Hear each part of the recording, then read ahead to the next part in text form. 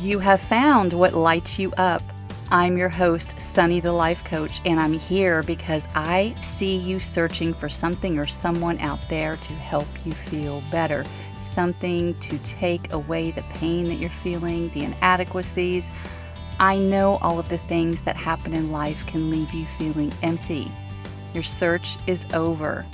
This podcast is all about finding your own freedom and power to love yourself enough to shine in the ways you were always meant to, the ways in which you are already fully capable of. If you're ready for some real talk, some serious truth bombs, and a few F-bombs, you are in the right place. Let's do this. Let's get lit.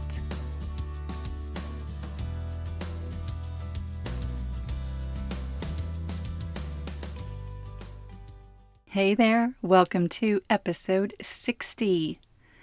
I am continuing my series for Mental Health Awareness Month by discussing the most challenging emotions that we tend to face. Or not, really. These are the emotions that we don't want to face. We want to avoid them, drown them out, pretend they don't exist. Anxiety, stress, feeling worthless. Today, my friend Liene Ciguze is going to share parts of her story with us. That is such a gift because getting real and raw is not always the easiest thing to do, is it? Speaking our truth out loud is the very thing that often seems terrifying. We want to project an image of success, of accomplishment, of the highest levels of self-esteem. And we project what we want others to see in us. So much so that we forget who we really are, how amazing we truly are. Liene and I connected well over a year ago as a result of, a voluntary assignment, post-certification. We both put ourselves out there for an opportunity to coach and be coached on building our businesses. Here's the thing though. I had another coach contact me first. I was all psyched up to work with this other woman, and then she ghosted me after the initial interaction. I was so annoyed by that. Let me tell you. I remember complaining about it to my friend Christine, and she said, look, here are 5 names of other coaches that I see on this Slack thread who haven't yet been paired up for this activity. So I went down the list, and the first 2 coaches that I contacted from the 5 that she gave me said they'd already found someone else. Then I came to Liene. The rest, as they say, is history. We have met twice per week ever since that first contact. And I can count on one hand the weeks that we haven't met online. I truly enjoy the relationship we have developed. You must know by now that I truly believe that everything happens as it's supposed to, and that includes the other humans that come into our lives. In the very beginning, I had no idea how to pronounce her name correctly. I had no idea where in the world that she was. Spoiler alert, it's not the U.S. But she does love America, and she likes to joke with me that she has seen more of Texas than I have. She's even been to a proper rodeo. That's how she says it, rodeo. We've shared our experiences as we've both grown, and it's been a perfect connection to make. It was always meant to happen this way. This way. Full disclosure means you might hear a little traffic noise in the background and the sounds of her children coming in the house, which I think is absolutely perfect. So I'm leaving it all in there in the spirit of authenticity. It is my honor to introduce you today to my dear friend Liene. Let's get to this conversation about self-worth. Welcome, Liene. I am so grateful to have you with us today. And I'm so happy to be here. Thank you for having me. Yay! What lights you up, lady? Oh, many things. I knew you'd ask me this question. Actually, Mm-hmm. I had some thought about it, and actually, it was interesting. What I came up with that what lights me up is actually possibility, Mm. because I guess now having like been coached so much, being a coach myself, I've realized that life is not like constant. We are not constant. Nothing is constant, and there are so many possibilities for ourselves, for the things we can do in the world. And because I used to think at some point, oh my life is over and nothing much is going to change. But now I see that actually nothing is set in stone, and that everything is possible. And that really lights me up, because that means that the possibilities are basically endless. So, and it's such an amazing feeling when I started realizing that nothing, it's not who it's nothing is constant, not who I am today, not what I have, not where I am. Like, it's basically there are endless possibilities, and it's just so amazing to realize that. There are, and I love that. That is such an amazing perspective. Before we go much further, I think we need to talk about your accent. Where in the world are you, my dear friend? Oh my God. So I am currently based in Riga, Latvia. Not even Riga, now I'm on the beach, in the beach town Jūrmala. And Latvia, that's like a very, very small country. We are 1.8 million at this moment. We used to be 2, but now we're a bit less. And the country is like very, very far north. If you know where Baltic Sea is, there are like a bunch of countries around Germany, Poland, Lithuania, Latvia, Estonia, and we're right in the middle. Nice little country. And so on a very nice beach. When you talk about the beach, is that a beach to the Baltic Sea? Because I wondered about that. Yes. Oh, that's amazing. Yes. So I'm living on the Baltic Sea now. That is amazing. And it's the most beautiful beach. I imagine kilometers and kilometers of white sand and yeah. Oh, that is fantastic. That I'm happy for you, because I know you just recently moved and you were in Riga, so now you're in this smaller town that has great access to the sea. That's wonderful. We talk all the time, and we do. Early in our relationship, my son came up during one of our conversations, and I think afterward he asked me, hey, where's she from? And I said Latvia, and he said, oh, that's by Russia, right off the bat. And I was like, oh, he loves geography. I think he was like 11, he was 10 or 11 at the time, but he didn't even look. He was just like, oh yeah, I know where that is. So I love that. And another reason is maybe we have some famous hockey players playing in the NHL, also some basketball players. So, maybe the country name comes up now and then. And of course, Russia is, he's absolutely right. Russia is our big neighbor also on the land side. And we used to be like, was it 20 years ago? And so part of the Soviet Union, which now has luckily fallen apart. But yeah. Okay. But like our closest neighbors are the ones that are around the Baltic Sea. Oh, that's so fascinating. I love connecting with you all the time. And we do share things about our cultures and kind of what's going on and that kind of thing. Thank you for bringing up hockey. That was a very important reference to make. So you are now a life coach also. And I love talking to other life coaches because I love bringing the different perspectives on here. But what did you do before you were a life coach?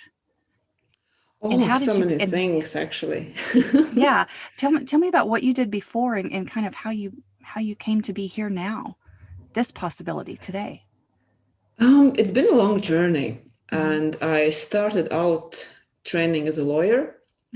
So I went to law school and I practiced law for quite some years.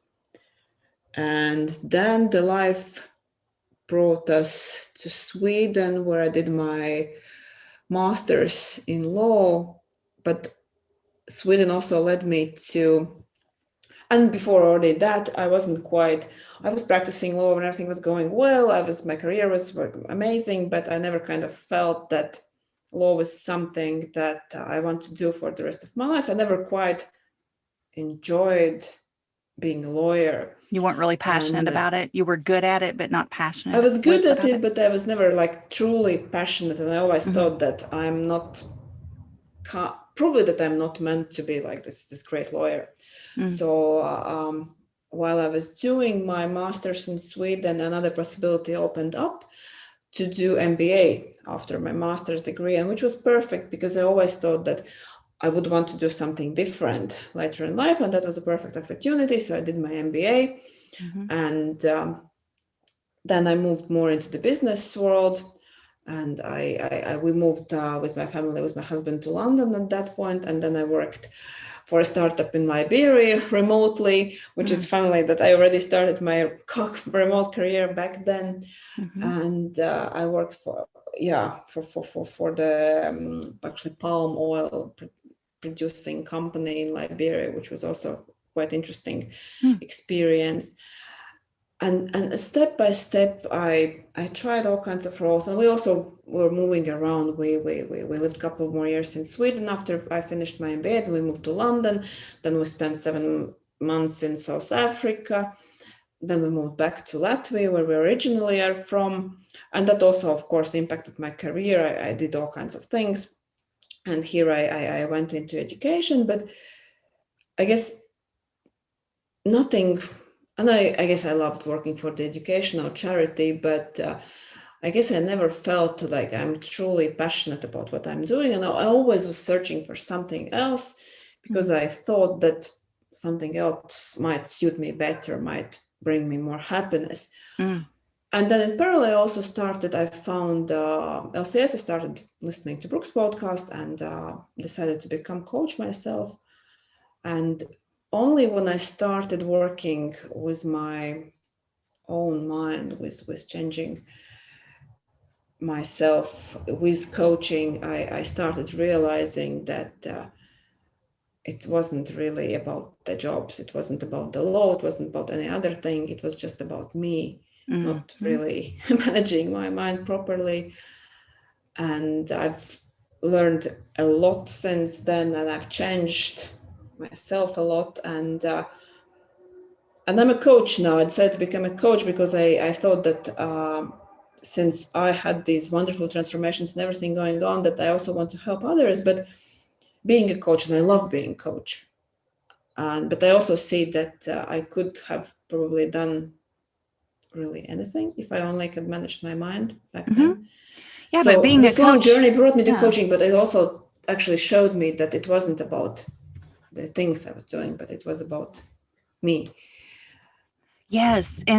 But don't you think there's a reason, though, that you were drawn to coaching to manage your mind and to understand that kind of power, if you will? Yeah. I mean, because this long and winding road of all of these different careers, if you will, and trying this and trying that and looking for happiness, looking for your light, looking for what lights you up in all of your careers, because we do that. We spend a good chunk of our day with our work. So we tend to do that. We look for some kind of satisfaction from the work that we do. If we are at all able to do that, we look for some kind of satisfaction from that. So that is that's fascinating. I don't think you've ever told me that many different areas. And now you are like really talking about coaching lawyers. And Yes.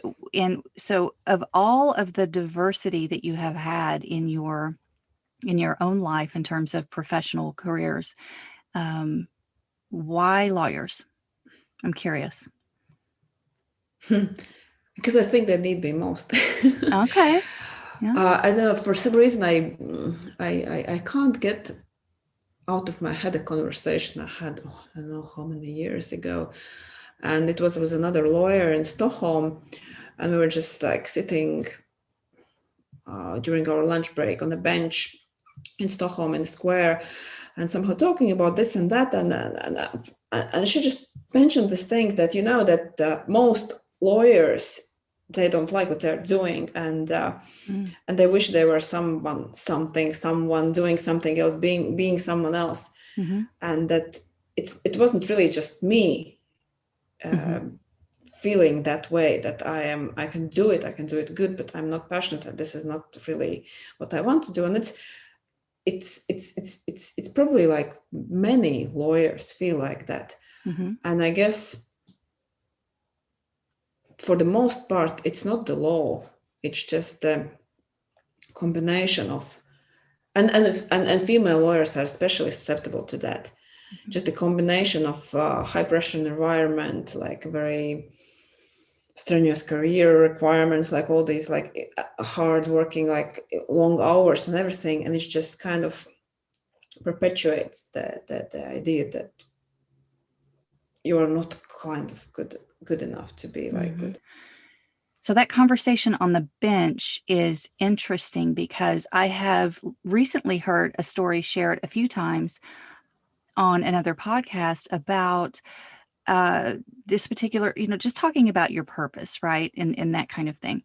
About this particular guy who was an attorney. He went to law school, and while he was going to school, he realized he didn't love it. He didn't love it.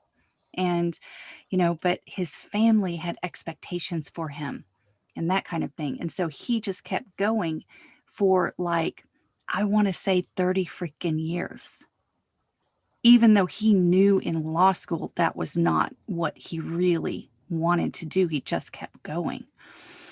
And so it's like, I believe after retirement, he finally retired and he's finally found what he loves to do, that kind of thing. But it's like, why do we spend so much time? Why do we think that we can't change and we can't explore those possibilities? It's just fascinating to me.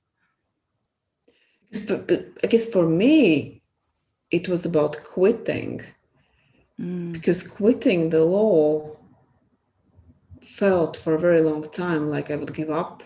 Mm-hmm. Like, because, we all are taught that quitting is not an option, right? Right. Good girls don't quit, like successful people don't quit. Right. And for a very long time, it was, who would I be if I choose something else? I would kind of give up almost like my value. Mm-hmm.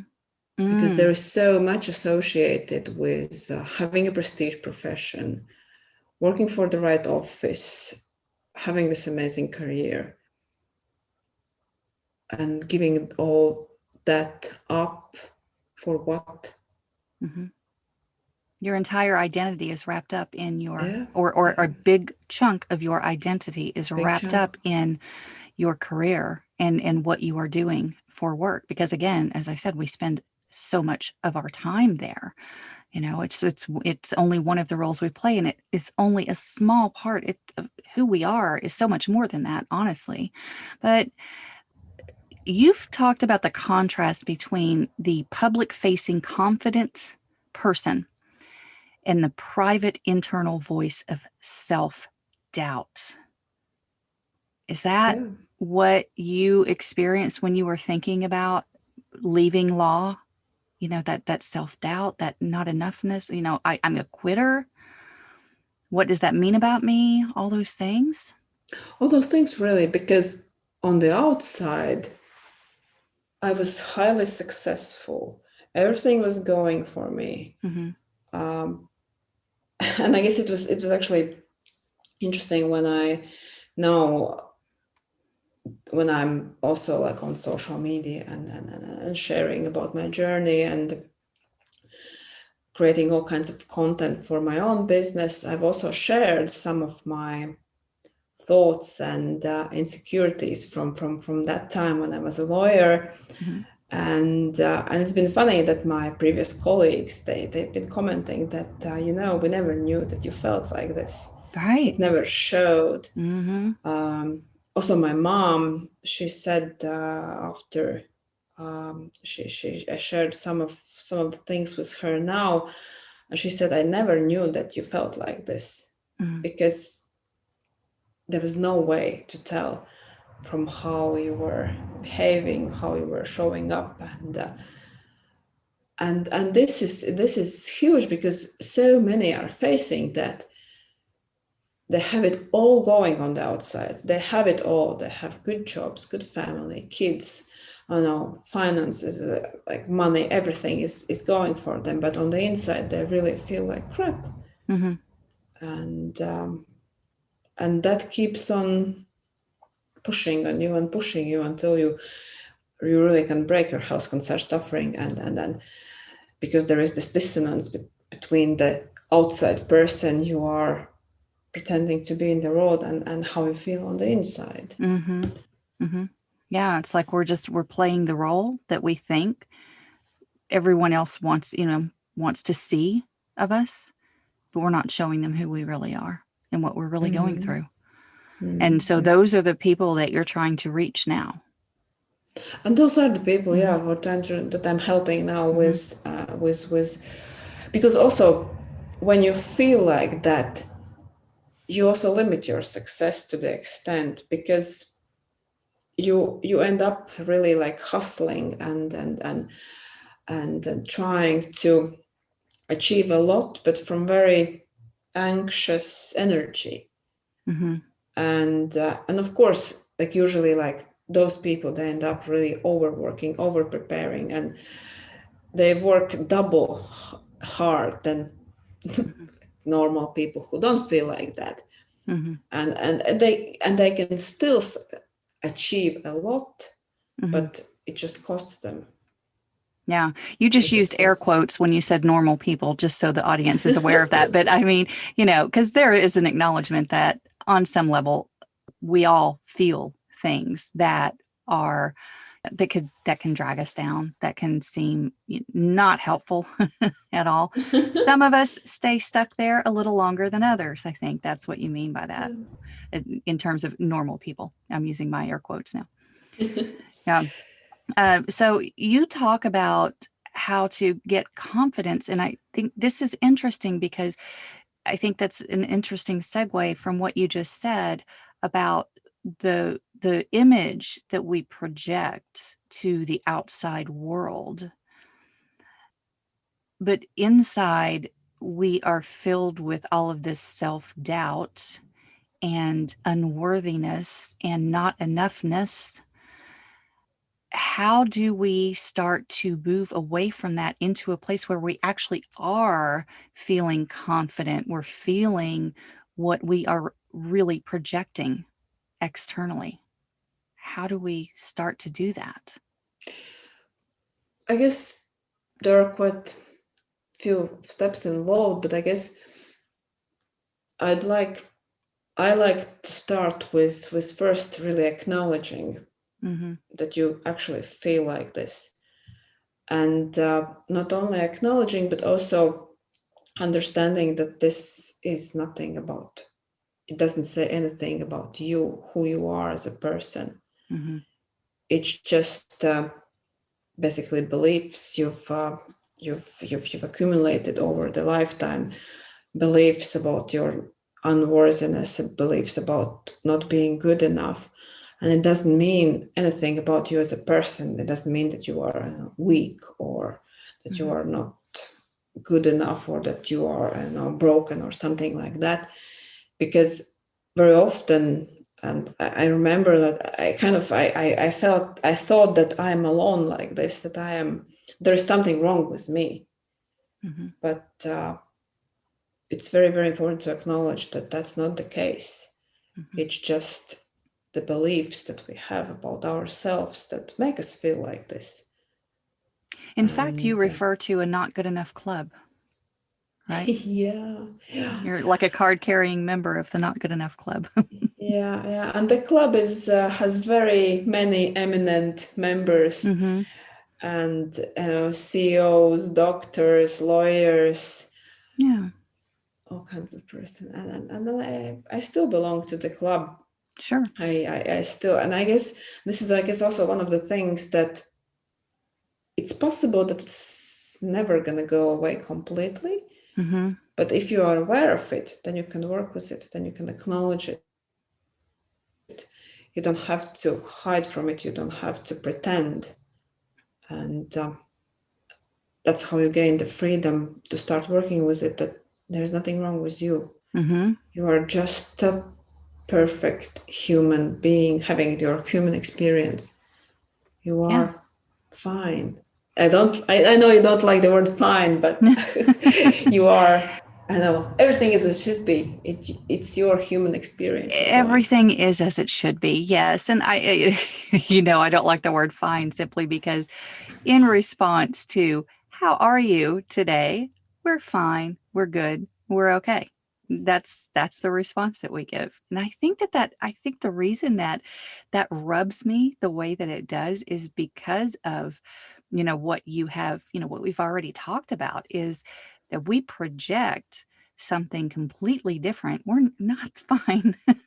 we're not even we're not even close to feeling fine, but we just say that, and really what I think is those as responses to how are you, those words as responses to how are you are meant to be a shut down the conversation. That's it. Shut it down. Because if I tell you how I'm really feeling, then we're going to get, then I'm going to have to get vulnerable. Then we're going to be digging into that. And then people are going to say, what? I had no idea that you felt all of that underneath the surface. So I think that's what I would just love to see more of us willing to say what we really freaking feel. I No, just no. really, really would love to see that happening. So, um, yeah, but when you're trying to pull someone out of the trenches of not enoughness, of course, fine is a great place to try to get to in terms of you're not any different than any other human, right? And there is the inherent worthiness that we all have. Mm-hmm. And it's, and I know it's, you can't go from feeling not good enough to believing that you are fully 100% worthy, but Mm-hmm. it's there. Mm-hmm. Yeah, there are steps to take. That it is a process. You really need to do the work, and that can feel difficult for people to think about something as work. As I had a conversation with a recent guest here about the negative connotation around work, around that word, Mm.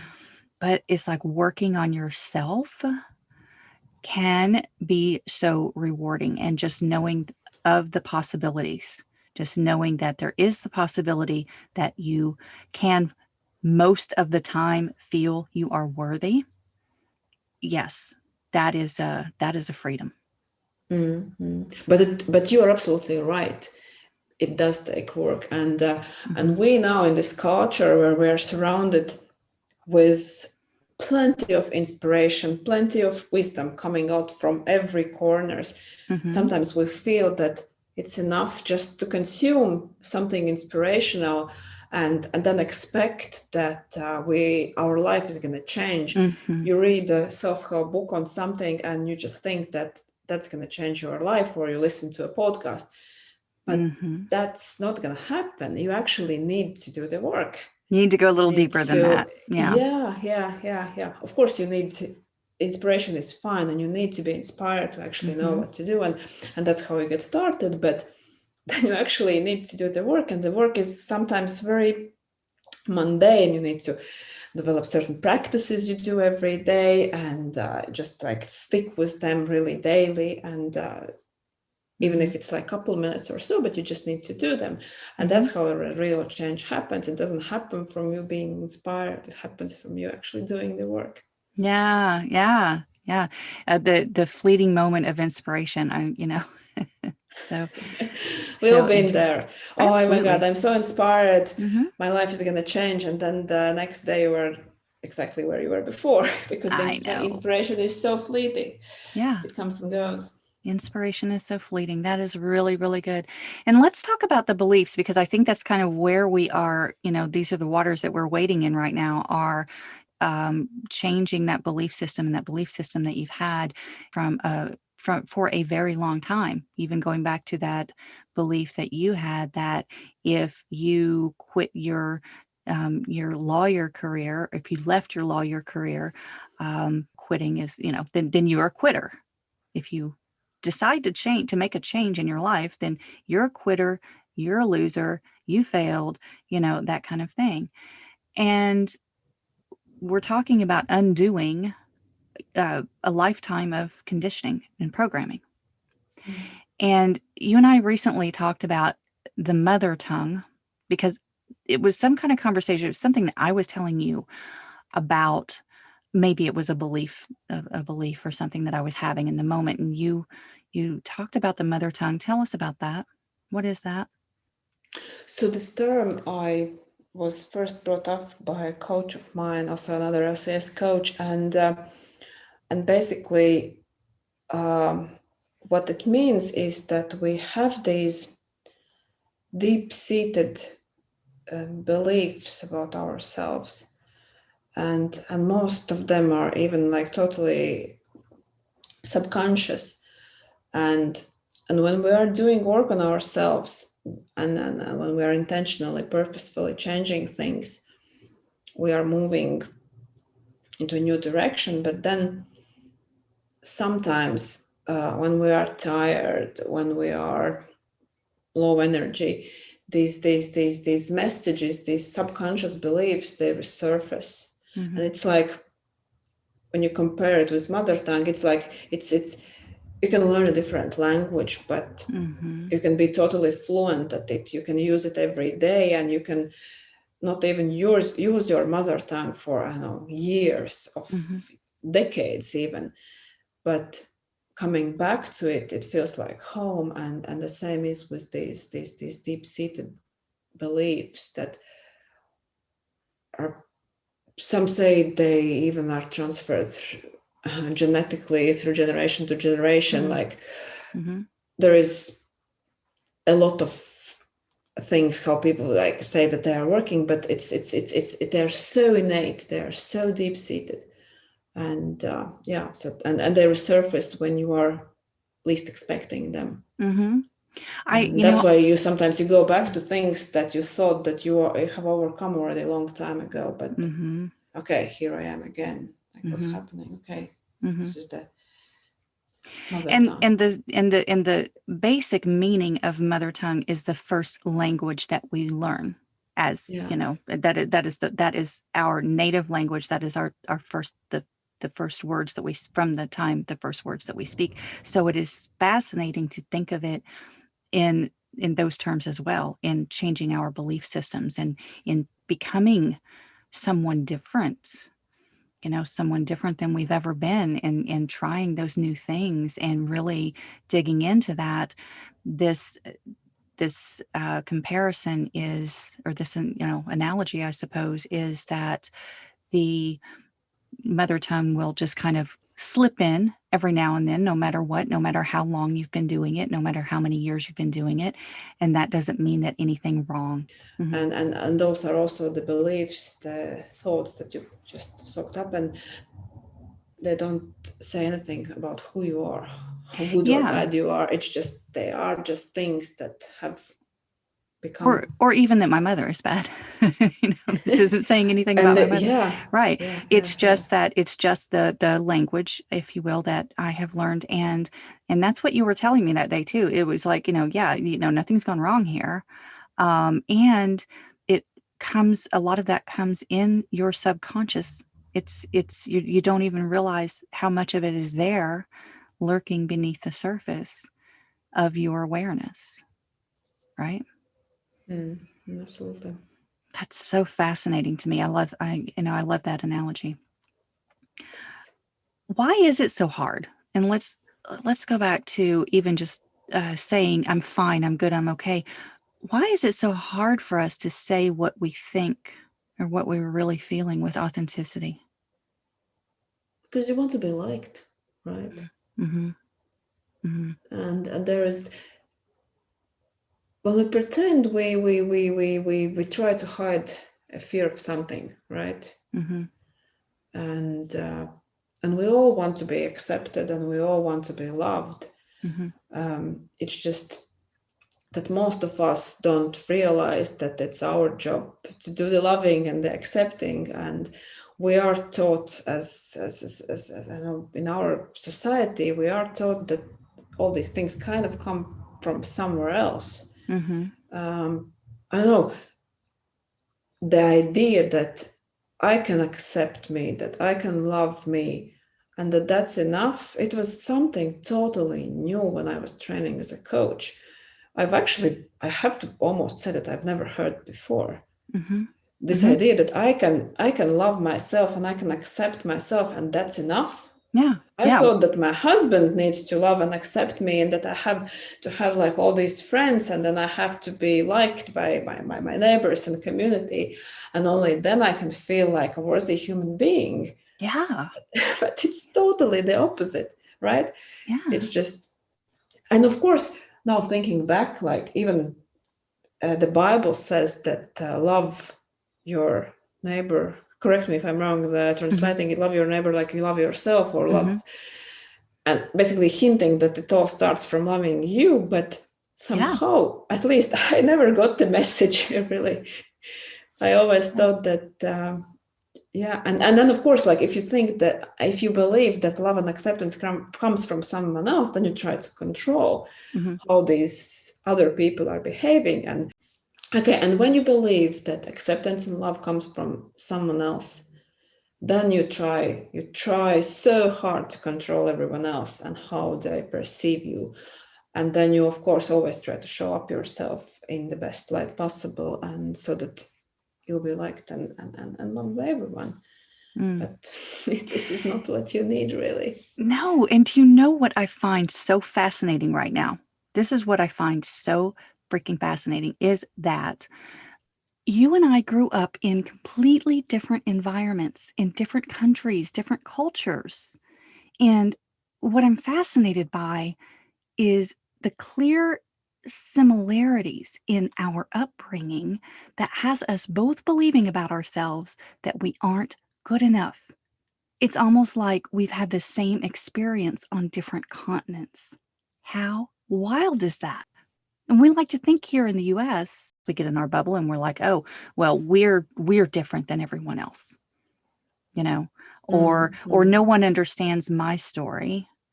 Mm-hmm. My story is so unique and all of that. And of course, we all have our stories and we all have our different experiences along the way. But what you are describing is exactly what I have felt being brought up in the somewhat southern part of the US. Very And I interesting. come from the eastern northern part of Europe, and Right. yeah, Right. but this only just proves that as humans, we all share the human experience. Right. Right. Well, And and we could also, I guess the point could also be argued that we've had a lot of immigrants from Europe here, as far as founding this country, and so those principles and those the ideologies and things like that probably carried over too. So I suppose that argument could be made. But I'm just saying, even all of these years later, hundreds and hundreds of years later, we are in different parts of the world and having a very similar experience. So. mhm. And this interesting. It's interesting you brought it up, because also I remember someone asked me, because I coach people all over the world. Like I have clients in the US, I have clients in Europe. Mm-hmm. Um, I have clients here in Latvia, but I'm not really focusing on Latvia as my market. And someone asked me, like, how can you coach people all over the world, because they might have different problems. Yeah. They all live in different Mm-hmm. circumstances. And actually my answer was that I've never actually felt a difference, because human mind basically Yes. works so similarly everywhere, really. Mm-hmm. And for so as for me, for as a coach, like I really like see that we all really face Yeah. the same issues As humans, as as humans, humans we of are you. Yeah. all the same. We are all one species, and that comes with some very, very similar characteristics in terms of how we end up doing this human thing, Mhm. living the way that we think that we are supposed to, living the way that The our best way we know how. yeah, the best way we know how. Yeah. And that can be so detrimental to ourselves and we don't even realize it. Yeah. What what kind of things do we do to protect ourselves from feeling shame and humiliation, things like that, because I think that's what we try to avoid. When we are trying to make sure that everyone likes us, when we try to make sure that we are doing the things that we think everyone expects of us, we're trying to avoid shame, humiliation, feeling like a failure, feeling like a fraud. What do we do to protect ourselves from that? And What I we mean, do, we and I'm referring to like the things that aren't helpful, like what we automatically kind of revert to protect ourselves from that. well, it usually goes like that. When you are afraid of really be seen for who you really are, you try very hard to be someone else. You try to kind of blend in and adjust and just be this person that is kind of molds to be everyone's cup of tea, really. Mm-hmm. And what you create by that is you kind of lose your own identity. Mm-hmm. And that's one thing. And when you lose your own identity, you end up not even really knowing yourself anymore. Mm-hmm. You end up not knowing what you like, what you are Mm-hmm. passionate about, because so you are so used to trying to be someone else Mm-hmm. that you don't even know yourself anymore. And that's so sad, Mm-hmm. because we all are so unique and we all are so amazing, and every one of us has like all these qualities that really are meant to shine in the role. And it's just so sad that we try to pretend something that we are not, and really miss out, because when we are not really ourselves, we also can't really connect with others, and there are many things that are not happening when you are just not trying to be yourself. Mm-hmm. And there was another point I wanted to make, but now it skipped my mind. So Well, when you talk about connection, if I can interject in that area, Brene Brown talks about the stark contrast between fitting in versus belonging, right? yeah. When you feel a deep sense of belonging, it is because you have shown your true self and you have been accepted for that. Whereas fitting in is trying to be, as you described, everyone's cup of tea and just trying to mold into pleasing everyone around you. That's fitting in. That's what we've learned how to do in order to survive, like Mm, emotionally survive. yeah.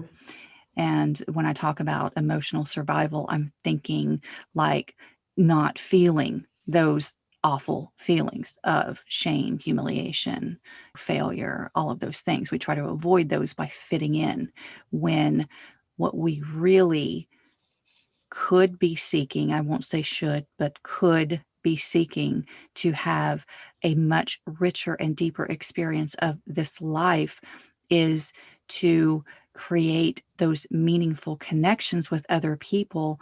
And we do that by acknowledging our true self Mm, you're and absolutely right. feeling that belonging. Yeah. That is true. And also we really lose our creativity when we are not allowing us to be ourselves. Mm-hmm. Because when you believe that you're not good enough, you're kind of always, I know, you're not showing your true colors. You're always like making it blunt. You're not Yeah. creating what you can create when you are authentic, when you are yourself. Mm-hmm. And also thinking of speaking of costs, when you are in this, because all this creates like constant anxiety. Mm-hmm. When you are constantly pretending, you are tense, you are guarding yourself, you are constantly in this fight situation, and all that, of course you need some relief, right? Mm-hmm. And then we seek all kinds of reliefs, like when we feel like that, and that leads to using substances and overeating and doing all kinds of things that are Overworking. detrimental. Overworking as well, of Yeah. course. You hide by overworking. Mm-hmm. You because that you're in that mode of constant proving. I've got to prove my worth. I've got to prove my worth to everyone else. When you self-sabotage as well. Yeah. So you don't give yourself opportunity to shine too bright. Mm-hmm. Yeah, because what also will people procrastination think? Actually is, there are many reasons why we procrastinate, but one of them is also so that you can always have the way out. Either I'm not good enough or I didn't put enough work in. Mm-hmm. So it's always, you create these lose-lose situations, mm-hmm. and you become very good at doing that unintentionally. Yeah. Okay, so you also talk about, there's just a couple more things that I want to get to before we wrap this up, but you also talk about changing the way that we view failure. And I like that because, I've talked about failure. You and I have had plenty of conversations about this too. And I've talked about this before on this podcast with others, what my own view has been and how I now see it differently than the way we've been conditioned our entire lives. What do you think about failure now? What is your view? What is Liene's view of failure today compared to what it used to be? Well, I'm still working on learning to love failure. Because I used to be, oh my God, failing was the worst thing for me. Not an option, right? Not an option. Not an option, of course. I was a good girl. I always needed to complete everything, to do fine, to do better than fine, to do excellent. And also now, just working with coaching and becoming coach, I've realized that hating to fail means that you're always staying small. Because you can't grow if you don't allow yourself to fail. Yeah. And that was really my go-to. I always tried to play small because that was safe. And that allowed me to not to fail, right? Because if you're not doing anything, if you're not sticking your head out, then it's safe. I'm going to be fine. I can pat on my back, pat on my shoulder at the end of the day and say that I didn't fail. But I also didn't achieve much. Because when you are trying to achieve something, when you are trying to create something in the world, you're going to fail. That's just inevitable. Right.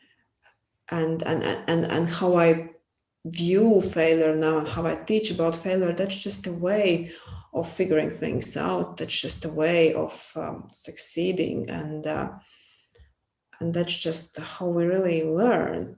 Yeah, I was going to say, I still don't like failing. Of course, it feels crappy when you've tried something and you've failed. And of course, but that's also another lesson, learning to live with negative emotions, right? Yeah. Not to try to avoid them and buffer them away. Yeah, I mean, I think I've recently said to in my course that we spend so much time and energy avoiding negative emotions instead of just the 90 seconds it takes to feel them. I mean, it's just it's not a life-threatening to feel a negative emotion. It is not. It may be uncomfortable, but it won't be for long if you just allow it to be there. And just acknowledge. And the thing about failure too is that it's just information. It's just information. It's data. Yes, it's a learning. It's learning. Okay, that didn't work. What do I need to tweak or what do I need to completely rework? I don't know. But if you look at it as information in that regard, then you can keep going. You just keep going. But you can only do that if you believe that failing doesn't mean that you're a failure. You're a failure. Yes. You need to Right. disconnect the action of failing from being a failure.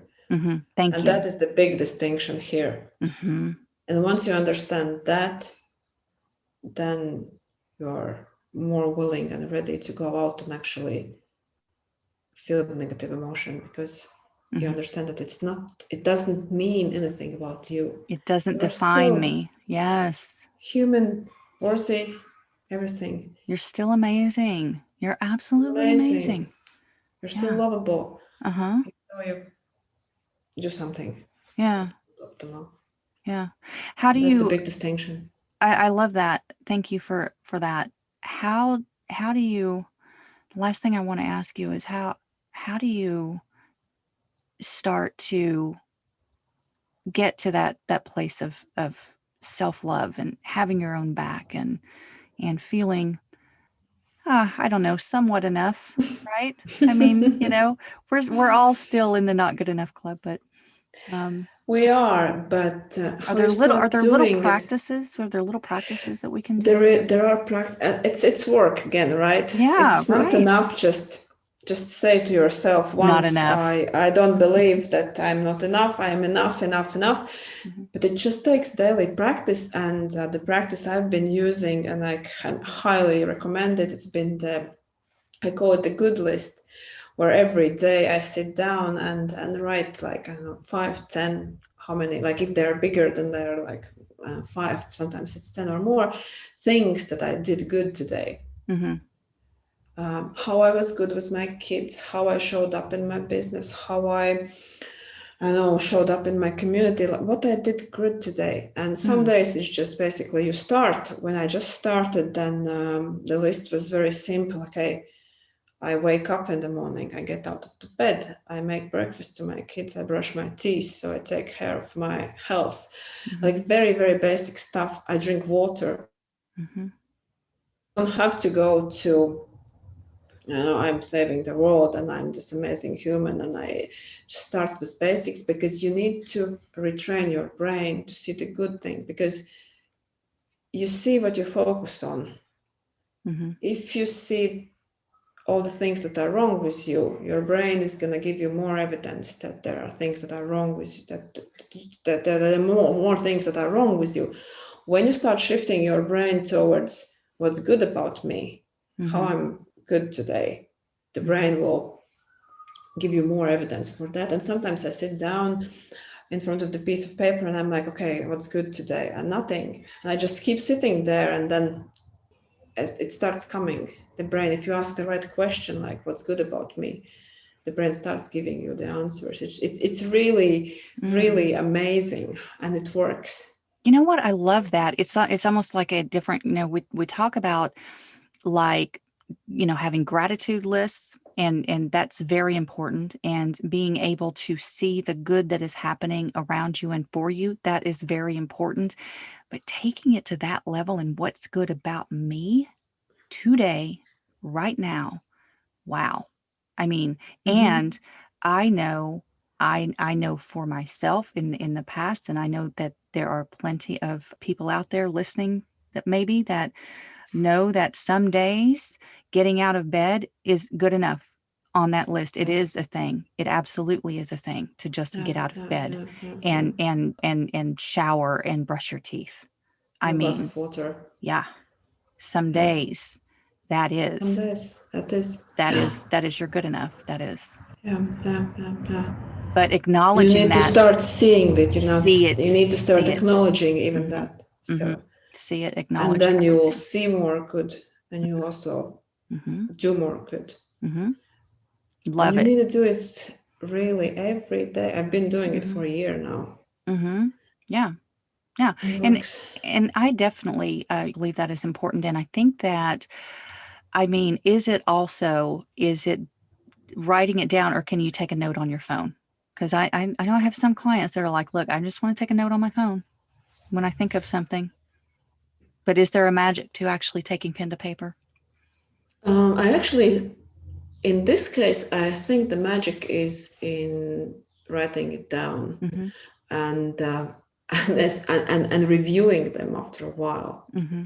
to see all the evidence, Hmm. and also see how you evolve when you start with just the basic stuffs, and then when you do the practice, how more good you see in yourself, how more good you do. Hmm. Just to seeing this progression is amazing, because I've done mine mostly actually on email, because I was emailing them to my coach. just for accountability. And then I printed them all out, and it was just amazing to have them all in front of me, like as an evidence that there's been so much good happening in my life, and I've been so good. And I you don't like have been saying good. being good, but like, Yeah. I've been so enough. I've been so worthy. It's like, so I guess Worthy. the most important thing is just to create the trail of evidence for you, so that your brain can see. Yeah, whatever word, whatever phrase you want to use, whatever that is, you are moving toward a sense of reclaiming your self-worth. Yeah.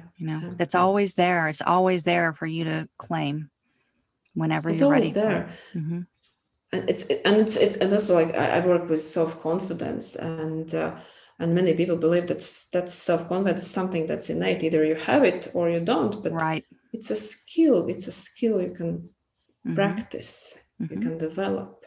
It's there for everyone to achieve. Absolutely. Absolutely. Oh, my friend, I could talk to you all day. Me too. But we're probably going to talk again in a couple of days anyway, so we're good. We will. But I think for this conversation, we will wrap today. How can people connect with you? You can find me on Instagram, and the handle is Confidence Coach for Lawyers. You can find me on LinkedIn by my name, Liene Ciguze, or also Confidence Coach for Lawyers. And I also have a website, and my website is called theonelifecoach.com. And on the website, you can also find all the information and all the ways how you can get in touch with me. Perfect. I will add to show notes. I hope you have a wonderful rest of your probably evening for you. It's morning for me. So I hope you have a good one. And thank you. Thank you so much for being here today. Thank you. And you also have a lovely, lovely day. And thank you so much for inviting me. It was such a fun to talk to you. All right. Talk to you soon, lady. Talk to you soon. Bye. Bye. I mean, how great was that visit? I can assure you that I'm a card-carrying member of the Not Good Enough Club. Isn't it so refreshing to learn that you are not alone on that island? That maybe even the person that you're holding up as a shining example of success is wrestling with her own inner demons. Yeah, I'm telling you, I love the concept of a good list. And as I said during our conversation, it seems simple enough to create a list of good things that happen on any given day. The practice of turning that inward and finding the things that are good about me, what have I personally done or felt that is good today, is empowerment, my friends. And there is something about taking pen to paper. That's why I asked that. There's actually a deeper connection in your brain when you are writing things out that helps to solidify that work on yourself, to make it real. Give it a try. I know there are some of you who say, but I don't journal. This isn't journaling. You don't have to create a story or feel like you're writing a damn book or creating a diary. Just write freely as if no one will ever read it but you. There's magic to that. It's true. Because it's not enough just to say that I'm enough. It's not enough to read a book. It's not enough to be inspired, because inspiration is fleeting. The real work is embodying your new perception of self. I loved this conversation, and I hope that it resonates with you as well. My hope is that you can take from this a few ways today that you can light up and shine on.